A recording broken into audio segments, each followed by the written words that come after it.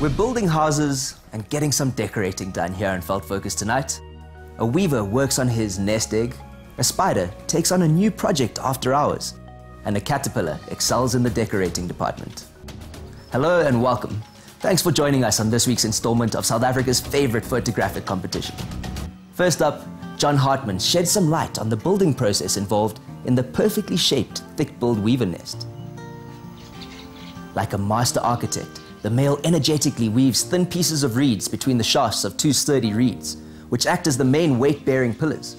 He ensures that the entrance is neat and tidy, in the hope that it will attract a female. He also takes the time to trim the reeds around the nest, allowing for a good view out the window and a good vantage point to look out for potential predators. His handiwork has caught the eye of a female weaver who arrives to inspect the abode. He flutters about proudly as she gives the nest a once-over. She's obviously impressed. After some preliminary flirting, he's allowed to mate with her. His job done, he leaves her to raise the chicks alone. The male is then free to pursue other ambitions, like building another nest for a different female. Men.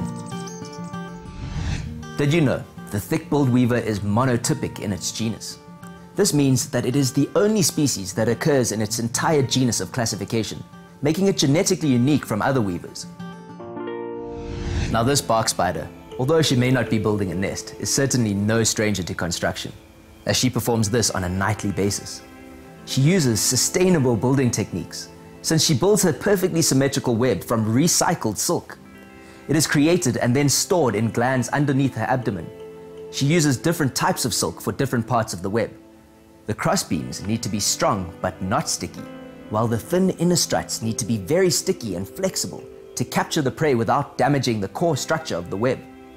But what happens to her during the day? Well, if you look really closely, she's hiding expertly on this branch, closely resembling a growth node of the tree. As there are fewer flying insects for her to snack on during the day, she hides here, biding her time until she can emerge again after dark. Did you know? The bark spider will construct a new web each night and will actually eat the silk of old webs. It is a way of salvaging protein from which the web is predominantly made. Now this beautiful caterpillar filmed by John Hartman is excelling on the decoration front. It's known as a dice moth caterpillar, and once it is pupated, it actually turns into a much less ornate looking moth, with 3 spots on its wings, making it look remarkably like someone's just rolled a double 3 with a set of die. Its diet usually consists of Thunbergia plants, but it's very difficult to tell exactly what this particular caterpillar is munching on.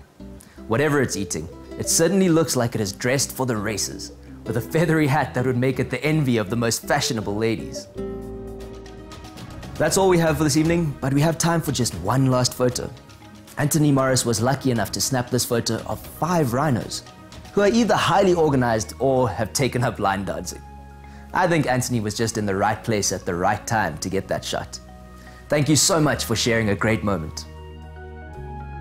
Remember that the time is running out to send us all your well-timed and hard-earned wildlife moments. Don't forget our address, info@5050.co.za. Until next time, have a great evening.